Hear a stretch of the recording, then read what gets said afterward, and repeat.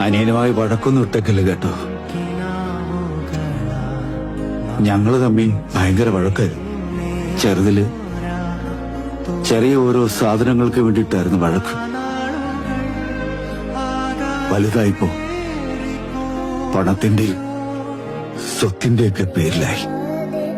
സംസാരിച്ച തീരുവന്ന പ്രശ്നമുള്ളായിരുന്നു ഞങ്ങള് തമ്മില്.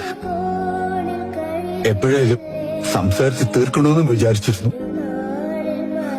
അവൻ ഇങ്ങനെ അങ്ങ് ഇട്ടേച്ചു പോകുമെന്ന് ഞാൻ വിചാരിച്ചില്ല.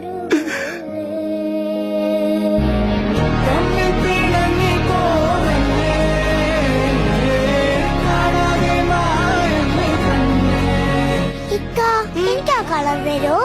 ഇതാ അതിനെന്താ, ഞാനല്ലാതെ പിന്നെ ആര്?